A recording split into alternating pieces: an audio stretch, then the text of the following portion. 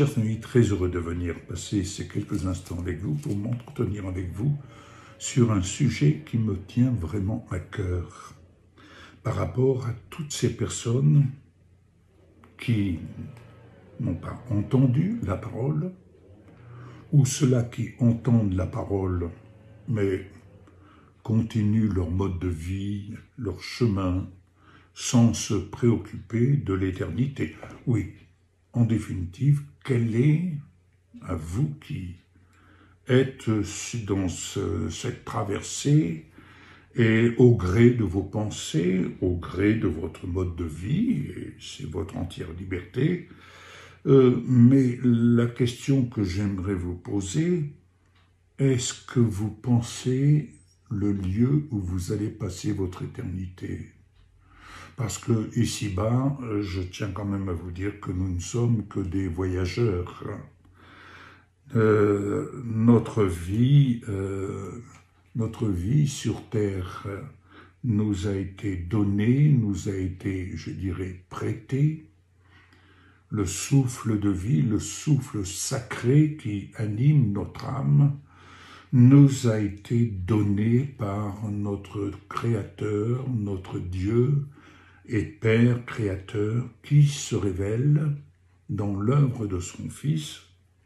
Et l'œuvre de son Fils, c'est le don de son amour qui nous donne de reconnaître que nous avons été rachetés depuis la chute d'Adam et Ève. Nous avons été rachetés, Jésus ayant satisfait, comme je le dis et je le redis encore, ayant satisfait pleinement à la justice de Dieu. Oui, nous parlons de la justice de Dieu. Si vous ne connaissez pas la justice de Dieu, ne dites jamais « s'il y avait un Dieu, pourquoi ceci ?» Je vous dirai « Dieu a tout accompli dans l'œuvre de son Fils afin de nous donner l'occasion de faire demi-tour, de repenser notre vie et surtout notre relation avec notre Créateur. Vous savez, la vie ici-bas nous est prêtée et Dieu seul, qui nous anime du souffle sacré, sait ce que demain sera pour nous. Dernièrement, un ami nous a quittés brutalement alors qu'il faisait les courses avec son épouse dans un supermarché. Vous avez certainement déjà entendu de pareilles histoires. Mais cet ami, eh bien, il s'est éteint là dans le supermarché, alors qu'il était en pleine santé. Comme quoi, le Dieu nous anime, c'est lui qui nous donne le souffle. Mais ce souffle lui appartient. Il y a quelques années, j'ai eu l'occasion de perdre un ami qui venait de terminer son repas et son épouse était partie faire la sieste et lui va à son bureau et son fils est rentré, il a retrouvé son père dans son bureau. Il était parti, il avait quitté cette terre pour regagner, ça c'est l'assurance qu'il avait et le témoignage qu'il donnait, qu'il vivait, il avait l'assurance de son éternité en Jésus-Christ, avec Jésus-Christ. Mais vous, est-ce que vous avez cette assurance? Avez-vous ce témoignage, l'assurance et de passer votre éternité? Mais je pose la question, est-ce que vous êtes assuré de passer votre éternité en Jésus-Christ? Ou de la passer ailleurs, si vous voyez ce que je veux dire? Venez avec moi dans l'évangile de Luc, évangile de Luc, chapitre 16, à partir du verset 19. C'est l'histoire d'un homme riche qui était vêtu de pourpre, de fin lin, et qui menait joyeuse vie, et une brillante vie.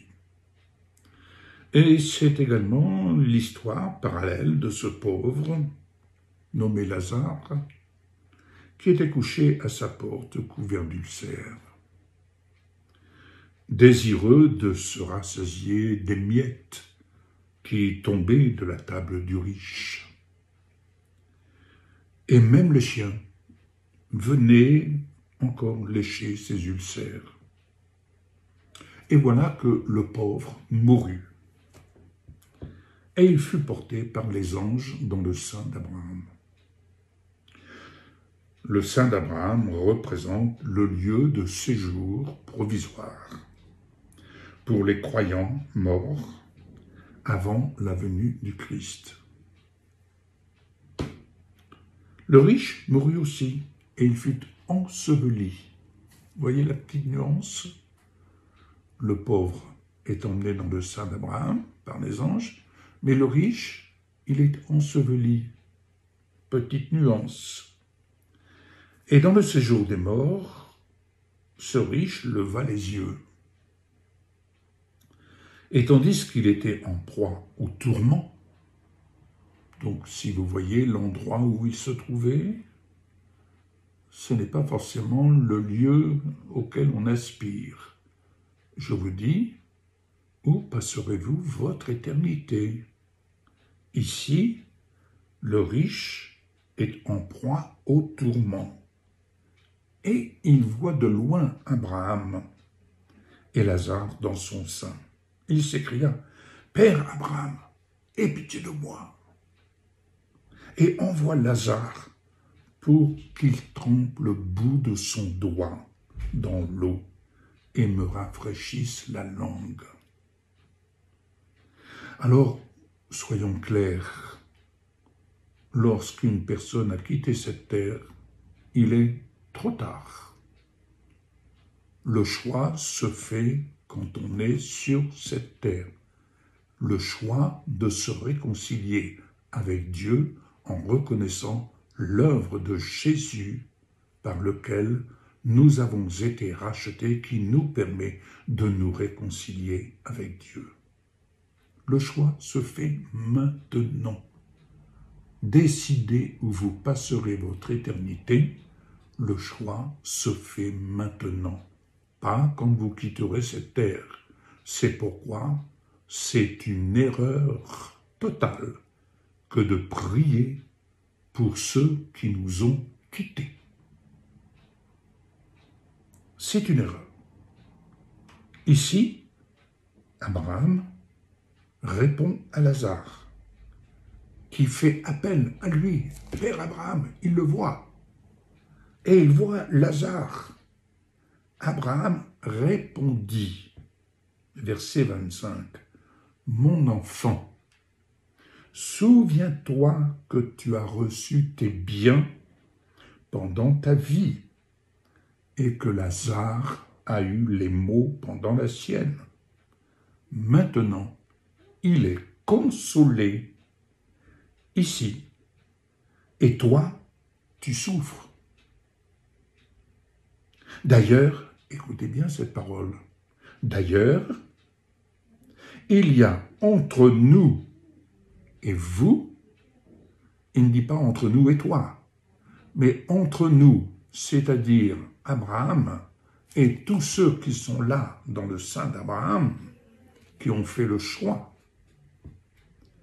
Il y a entre nous et vous un grand abîme, afin que ceux qui voudraient passer d'ici vers vous ou de là vers nous ne puissent le faire. C'est dire que le choix de notre destinée, où nous voulons passer notre éternité, c'est maintenant. C'est maintenant. Reconnaître Jésus, accepter Jésus comme Sauveur et Seigneur de notre vie, accepter de nous entretenir avec Jésus et d'apprendre à vivre sa vie et de mener notre vie à la lumière de sa parole, c'est préparer notre éternité. quelle éternité vous préparez-vous? Et à quelle éternité vous préparez-vous? Vous allez me dire, comme beaucoup disent, « Ah, mais on verra, on verra. » N'oubliez pas, aujourd'hui vous êtes là. Ce n'est pas moi qui le dis, mais vous n'êtes pas maître de votre souffle. Aujourd'hui, si vous savez le souffle sacré, reconnaissez que ce souffle sacré, il ne vient pas de vous, il vient de celui qui vous a créé, comme moi-même.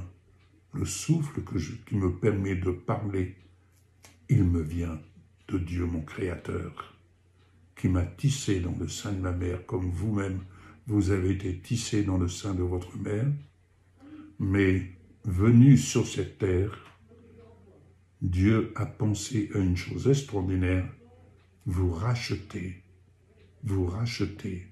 par le don de son Fils Jésus. Si vous ne reconnaissez pas cela, alors vous vous exposez à passer votre éternité là où le riche s'est retrouvé. Vous pouvez mener joyeuse vie, brillante vie, vous pouvez avoir tout ce que vous possédez sur la terre, mais n'oubliez pas une chose, votre éternité, c'est Dieu qui la tient à votre disposition. Faut-il la reconnaître? Faut-il l'accepter? Et faut-il marcher sur le chemin à la lumière de la vérité et d'apprendre à vivre la vie de Jésus-Christ? Amen. Abraham répondit, « Mon enfant, souviens-toi que tu as reçu tes biens pendant ta vie et que Lazare a eu les maux pendant la sienne. Maintenant il est consolé et toi, tu souffres. D'ailleurs, il y a entre nous et vous un grand abîme, afin que ceux qui voudraient passer d'ici vers vous ou de là vers nous ne puissent le faire. » Décidez en cet instant d'accepter Jésus-Christ comme Sauveur et Seigneur, de reconnaître son œuvre expiatoire de vos péchés, de votre séparation d'avec Dieu, acceptez de le reconnaître et de vous réconcilier avec Dieu le Père en reconnaissant le don de son amour pour vous sauver et vous assurer votre destinée. Et le jour où vous viendrez à quitter cette terre, la foi étant une ferme assurance, j'ai l'assurance d'avoir été racheté, j'ai l'assurance de passer mon éternité en Jésus-Christ, tout simplement. Et d'ailleurs, venez avec moi dans Luc 23. Je vous laisse encore cette parole. Luc 23 à partir du verset 43. C'est l'histoire des deux malfaiteurs qui étaient également crucifiés de chaque côté de Jésus. L'un des malfaiteurs crucifiés l'injuriait, disant « N'est-ce pas le Christ? Sauve-toi toi-même et sauve-nous. » Mais l'autre le reprenait et disait « Ne crains-tu pas Dieu, toi qui subis la même condamnation? Pour nous, c'est justice, car nous recevons ce qu'ont mérité nos crimes, mais celui-ci n'a rien fait de mal. On a condamné un innocent pour libérer un voleur. » Et il dit à Jésus, « Souviens-toi de moi quand tu viendras dans ton règne. » Jésus lui répondit, « Je te le dis en vérité, aujourd'hui tu seras avec moi dans le paradis. » Est-ce que tu veux reconnaître l'œuvre de Jésus-Christ à la croix, l'œuvre de ton salut accomplie pour toi, à ta place, afin de satisfaire à la justice de Dieu, pour toi, à ta place? Est-ce que tu veux le reconnaître? Décide aujourd'hui, car cette réponse, Jésus peut te la répondre en fonction de ta décision, en fonction de ton choix.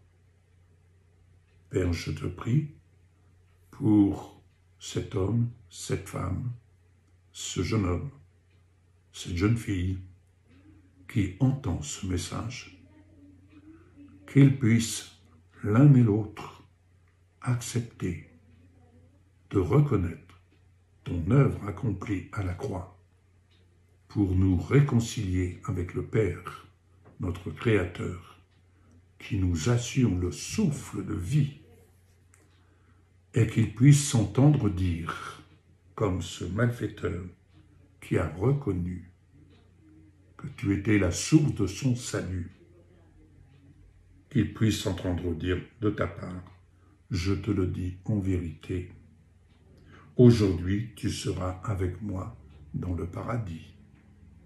J'ai parlé au nom de Jésus, j'ai fait entendre ce que notre Seigneur Jésus m'a inspiré de faire entendre conformément à sa parole.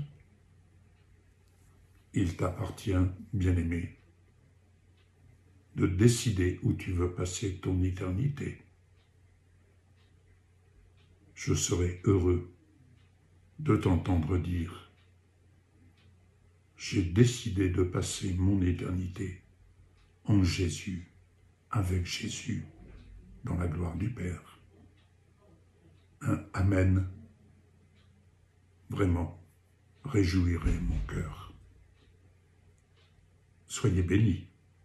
Au revoir.